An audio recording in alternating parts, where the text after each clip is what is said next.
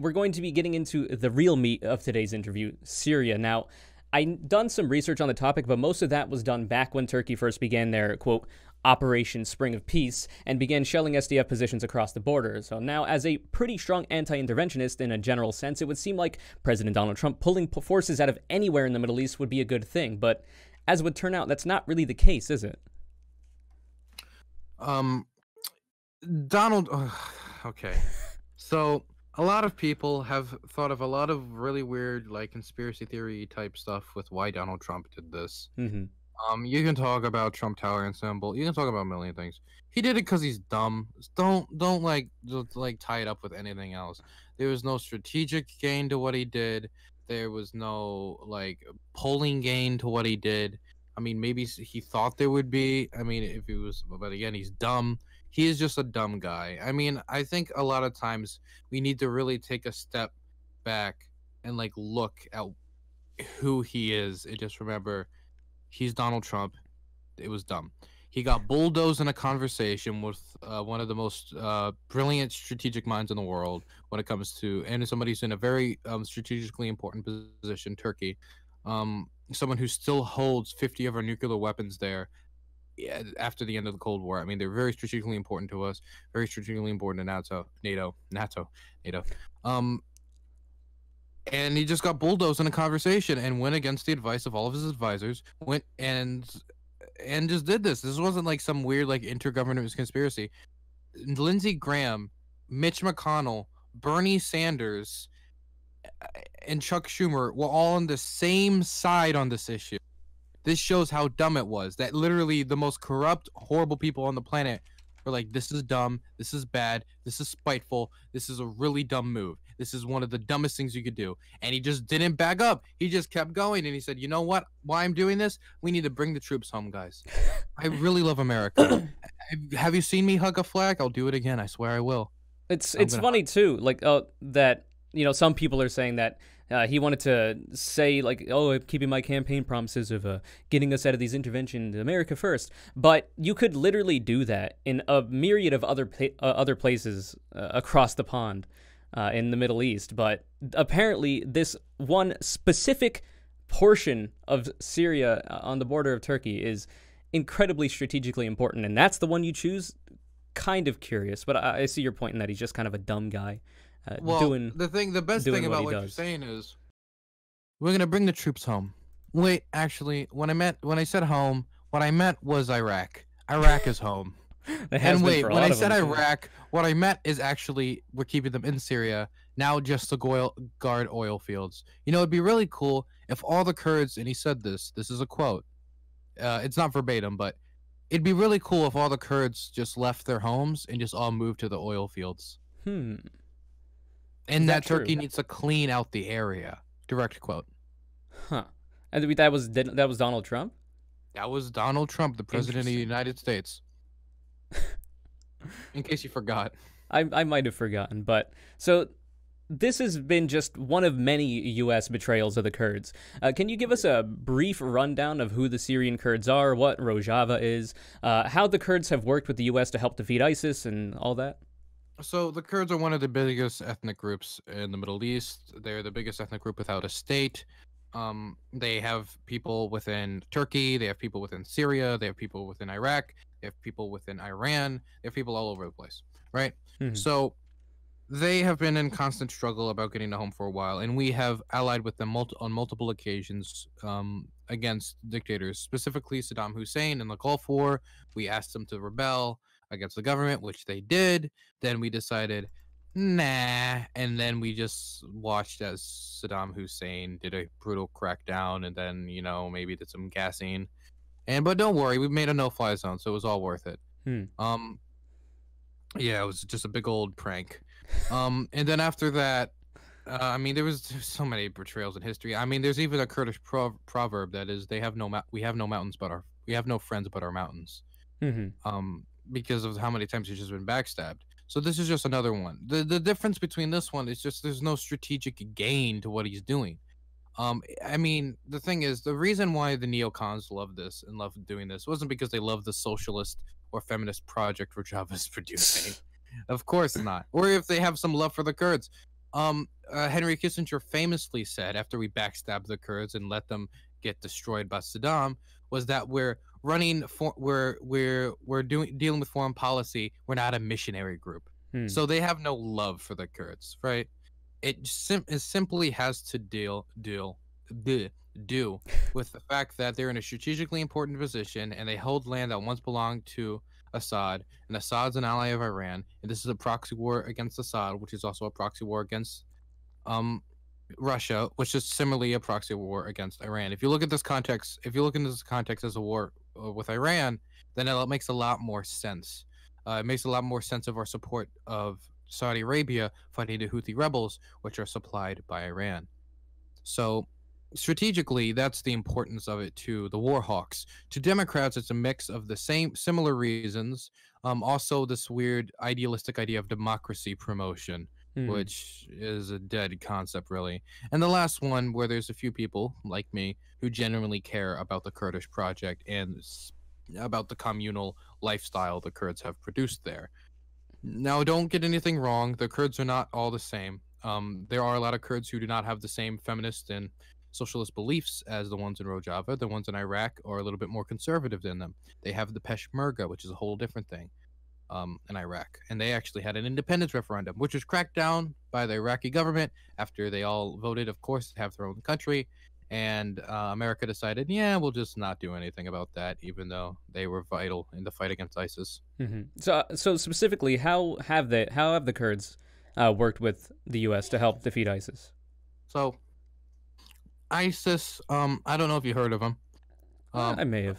Aren't they They're like they're a musical? It's like a K-pop group, right? they're a tech startup in Silicon. No, but ISIS, they did their thing. They did their little blitzkrieg. They used technicals to conquer, and they went into Kurdish controlled area because Assad had to abandon it to protect the cities of Damascus and Aleppo. I don't know if you know where that is. Um, I think Gary Johnson like really popularize yeah, what yeah. exactly Aleppo Um, is. so he had to abandon the countryside. So the Kurdish people picked up arms to defend the area in northern Syria. So this is mainly where the Kurds are in the area.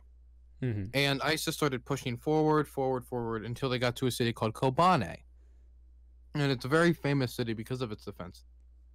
The Kurds were able to turn ISIS back just by the split of a hairs due to U.S. airstrikes. And then from that point on, we supplied them support through advising, through airstrikes, through supplies, and they were eventually able to push them all the way back to Raqqa, take Raqqa, and basically do away with ISIS's territorial holds in Syria. And the Kurds in Iraq also did the same thing when it came to cities like Mosul. And after that, there was kind of like a limbo where we didn't really know what to do because they weren't going to march over the border to like fight Assad because starting a whole other front. And plus, there's no way they could win that fight. But Assad knows that if they attack the Kurds directly, then they can't win that fight because then America would have justification to do what America does. Mm. So it was just kind of a limbo where America didn't want the Kurds to negotiate with Assad about reunification with maybe an autonomous province because they didn't want to make a deal with Assad because proxy war with Iran and Russia and all the usual reasons. Yeah. And Assad therefore couldn't make a deal with them, and so they were just in a very long limbo until, of course, this happened. Now, the thing people forget about the development of this deal is that before this was done, the Turkish armed forces wanted a safe zone, basically a demilitarized zone deep into Rojava, with no heavy weapons and no light weapons. And the Rojava really did everything they could to keep Turkey off the back. They stopped using mentioning Asalan left. They made something called the SDF to get more inclusive of Arab fighters and other types of fighters. They did everything they could, but this was the thing they didn't really want to do. America kind of pressured them to do it to try to keep the peace, and they did. They did a huge demilitarized zone. Right when the development of that demilitarized zone occurred was when Trump backstabbed them. So the Kurds took away all their weapons, all their supplies, and all their troops off the border with Turkey, and that's when Turkey was given the go-ahead to invade. So that basically left them defenseless and completely void of any really heavy weapons, allowing them to only really have like light assault troops. So that's terrifying, really. Mhm. The idea that they would demilitarize, we would ask them to demilitarize before backstabbing them. Now, It's definitely a pattern, though, in other oh, states around the world. we would never backstab anybody. How dare you? But when it comes to of course, you're probably curious about why Turkey is so hell bent on ending this project, right? Mhm. So Turkey has had a long history of suppressing the Kurdish people. They one of the funniest ones, well, none of it's funny, but one of the weirdest ones is when they said, "There's no such thing as Kurds. They're mountain Turks. They're Turks who lives in the mountains." And then they Really? banned. Yeah, that was a real thing. Mountain Turks. Um, they banned the language. They banned folklore. It'd be like if like China invaded America and said, "There's no Santa. I am banning Santa." I mean, it was literally just like as spiteful as that. And of course, Americans would get very spiteful if you were told you couldn't have Santa Claus. They banned of course dress, Kurdish traditional dress, and they tried to basically Arabize the Kurdish regions. And of course, this resulted in with an organization called the PKK, which at the time was Marxist-Leninist, now the more democratic Confederalist, going with Öcalan's principles, Mhm. which is a terrorist organization. It's deemed so by NATO, a lot of NATO's countries. It's not deemed by the UN, which is something you should note. It is also deemed, but all that's really important is that Turkey considers them terrorists, right? Now, during the ISIS fight and push, PKK fighters, YPG fighters fought ISIS, right? But PKK fighters majority stayed in Turkey. A lot of them did come over, but most of them did stay in Turkey. But some of them went over and like went with the YPG to fight the oncoming ISIS fighters. The YPG then had political alignment with a political party in Rojava. That then has attachment to the SDF. And then under Turkey's logic, because of the PKK's connection to the YPG, with their connection to a political party, with their connection to Rojava, with their connection to the SDF, therefore, the SDF for terrorists and the PKK are the same thing as the SDF, and that's their logic. Of course. And therefore, all of Rojava and all of the SDF are terrorists. And so we have full right to go in there and eliminate them. And they say this while they're using jihadist groups and former ISIS fighters to invade. Our mission is to end terrorism. Let's use former ISIS fighters to do so. That is the most big brain strategy I have ever seen used by a group to invade. And I did actually send you a PowerPoint with the evidence about the 40 ISIS fighters, because that's actually contested a good amount, but we do have documented names. I have the name of every single one. Yeah, I got my sources, boys. I got my sources. But so with that justification, there's also another justification that they use. So since that one's pretty ridiculous, and we can all here recognize that that's a ridiculous justification. Anytime someone says PKK terrorists, you say ISIS terrorists, and they said, yeah, of course. And you say, okay, cool. So then you're against Erdogan because he's using former ISIS terrorists. There you go. You've solved the solution. You solved the puzzle, guys. The other justification is that they want to settle refugees that fled into Turkey from southern parts of Syria during the Syrian civil war. The problem is Turkey wants to take Syrian refugees from southern Syria that are not from northeastern Syria, put them in northeastern Syria, evict local people from their homes, and put those people in there. Exactly what they did in Afrin, which is called ethnic cleansing. So they want to ethnically cleanse the region. So Turkey's justification for invading northeastern Syria and fighting Rojava is we want to use ISIS fighters and jihadi militias to fight terrorism, and we want to ethnically cleanse the area. That's the reality, and that's their justification. And NATO won't condemn it because they're very strategically important. So Hmm. that's their justification. So we can obviously see how ridiculous it is. Any Turkish nationalist that tries to fight you on this, you can use any of those talking points. I don't care. They will. They're just a bunch of drones. These people who will go online and like laugh anytime there's like somebody's like, this Kurdish fighter fought violently and he died protecting his village, and then they'll just see like a bunch of like Turkish flags and laughing emojis under the tweet. It's disgusting.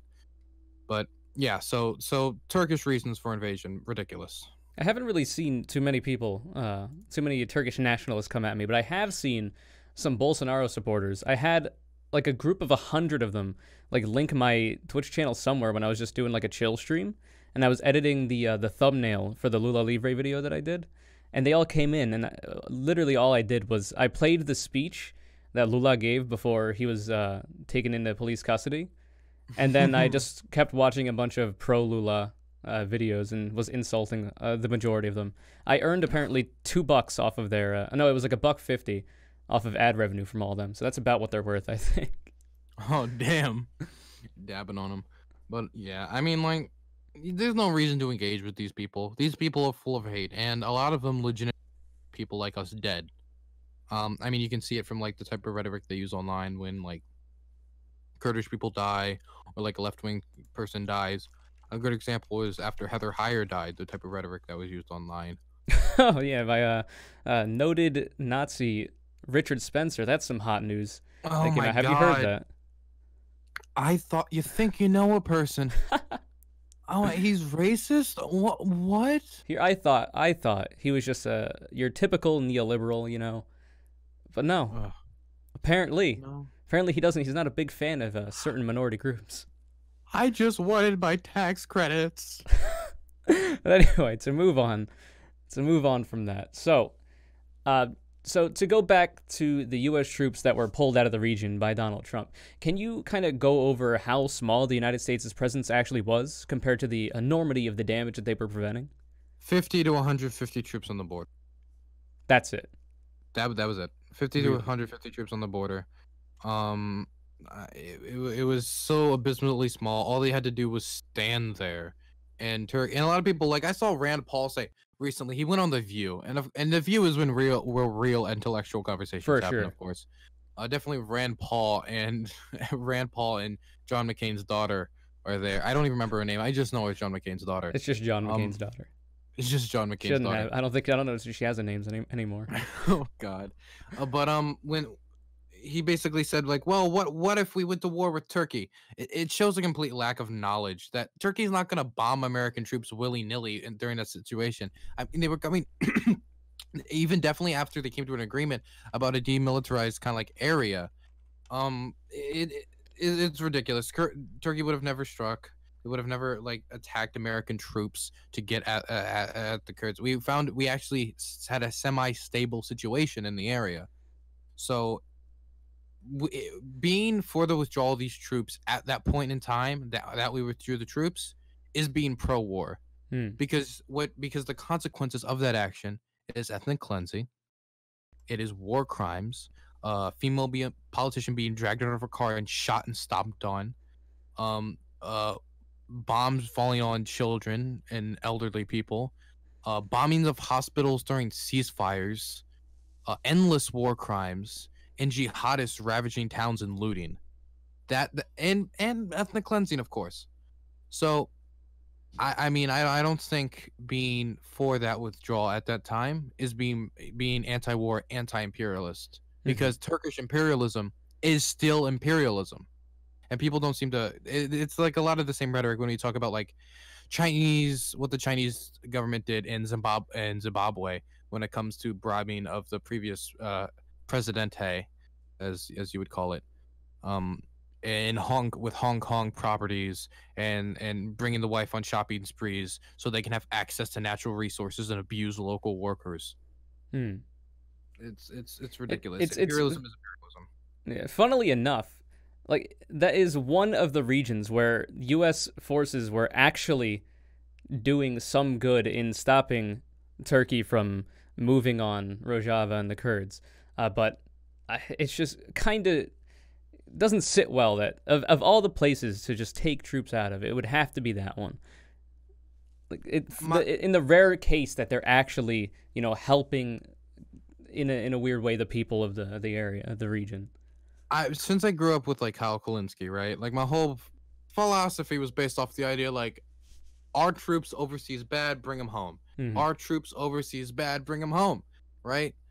But then what I realized is foreign policy is a lot more gray than what people think. I mean, it's very. I mean, I feel like that's why the left wing in America isn't like what you would consider internationalists, because we've been concentrated ever since Dick Cheney, concentrated so much on ending our wars of imperialism, which is an extremely important task. And as somebody on the microvote campaign, I understand it wholeheartedly. Mm. But what you need to understand is once you demolish imperialism, demolish colonialism, what are you going to replace that with? Because if we don't replace it with anything, then we've just left a void, a power vacuum for someone else to fill. And from people who saw what happened in Iraq, we should know what happens when we leave a power vacuum. Well, I mean, yeah, the people that sprout out of that end up going on to help destroy Rojava, I guess. Yeah. Oh my gosh. But oh, go ahead. Nah, it's nothing. I'm just seething. Yeah. In your opinion, what are some ways that the Kurds themselves and the international community's potential assistance can help put a stop to Turkey's aggression? What are some possible glimmers of hope for people facing this brutality and ethnic cleansing? I have some amazing news to tell you. Hot off the presses from a few days ago, the House formally recognized the Armenian genocide. Truly decisive action that shall stop the aggression. Ilhan Omar voted against that resolution. Just wanted, or I think she abstained. One of the two. Either way, disgusting. Her justification for it was that we shouldn't just do stuff when it's politically like beneficial, but that's the only way we're gonna get a lot of stuff passed. So I mean, if there was the Medicare for all vote and you were the deciding vote, and then you were just like, nah, it's politically beneficial for Joe Manchin to be voting for it now, so I'm not going to vote for it. Like that, yes, she abstained. Like, yeah. I really, it's such a bad justification. I really didn't like it. But I think we need hard sanctions on like the energy sector, the weapons sector, of Turkey. I think there needs to be a serious discussion about NATO condemning the offensive and the withdrawal of our nuclear weapons. The withdrawal of the nuclear weapons would be symbolic if we were to do it. Because they actually can't use the nuclear weapons, because they don't have like the ability to deploy it anymore. They don't have the equipment. Mm-hmm. So it's really like the 50 nuclear weapons, as dumb as it is to have 50 civilization destroying devices, is just basically a friendship bracelet at this point. Just a symbolic symbol that we have good relations with Turkey. So I say take that away and replace it with an actual just friendship bracelet that Erdogan is forced to wear every day. So, I mean, those are a few things we can do. Now, we can all donate to the Red Crescent, which is an organization on the ground which gives medical aid to people on the ground in Syria. They are medics that get bombed constantly by Turkish fire and attacked by jihadi militias because, they don't care about committing war crimes. These are Kurds. They are below them in their eyes. So that's another thing we can do. And I mean, just continuing to actually lobby our politicians, because our politicians at least somewhat at the moment care about it from a strategic standpoint. Some care from an emotional standpoint. But if we can also make them think that, hey, if I support this, I might actually get some more votes, then they'll be even more ready to support these sanctions, which at first looked like was going to breeze through, but as talks went on and Trump slowed them down, and so now it actually does need some pressure. These sanctions do need some pressure. The big challenge is probably going to be the Senate. But I do think it's doable. Actually, I do think we could actually get the Republican votes if we apply the right pressure. Do you know if Bernie Sanders has said anything in specific on all of this? He supports the Kurds. He supports actions in support of them, and I'm pretty sure he would not have withdrawn. I think Bernie is smart enough to know that I can either withdraw 50 troops and start a ethnic cleansing or not. Yeah. I'm pretty sure Bernie would have known the the two sides of that, and I'm pretty sure if Erdogan called him up, it was can I commit some war crimes, I don't think Bernie would be like, totally. We can hope not. Um, I think he would. I mean, Bernie is an international from every action we've seen, so he would have taken an internationalist view at this issue. So I'm pretty sure he wouldn't have just been open to war crimes being committed and just pulling out American troops, just for the hell of it, and not even pulling them out and just redeploying them to Iraq and then back into Syria for oil. This is such a ridiculous situation. It is so ridiculous. It is just a mess. If any more develops over the course of time after this interview, we'll have to have you back on and see what's up. I can tell you the current situation if you want. Sure. So Turkey and Russia came to an agreement of basically a zone that's demilitarized, that they do tours through, do patrols in, 15 watchtowers in between them, and that the YPG has to basically pull out of that demilitarized area. The SAA can kind of stay though. So the problem is either the militias didn't get the memo, because the jihadists, and by the way, there was one instance where the jihadists just started shooting at each other in one city because, of course, they're jihadists. They don't really get along. So that shows the danger of working with jihadist groups. Or number two, the Turkish military had never had any plans of not being aggressive, not going on the offense. But there have been sporadic clashes ever since then. It's not like a full-on offensive, but there's still sporadic clashes, even though they have the agreement. Okay. All right. So do you have any final things to say on the topic of Syria?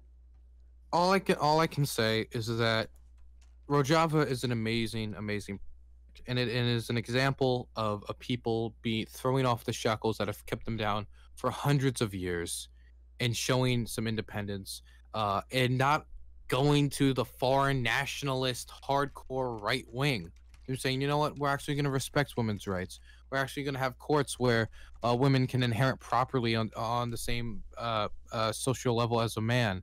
We're going to actually be semi-chill with like gay people and be against fascism and be cool with like environmentalism and communalism and all this dope stuff. Really the bare minimum. Yeah, the bare minimum, really. But I mean, in some instances, going further than us. Like when it comes to, like, I believe like co-presidents of like governmental organizations have to have a woman or like one of each gender, a person of each gender, making sure so they actually have better like representation when it comes to female representation in government than we do. So all of that being smashed by the dude who like slammed Vince McMahon in the WWE is just atrocious, and we really need to support them in every way we can, even if it's just showing our support online or sending a few bucks to the Red Crescent organization.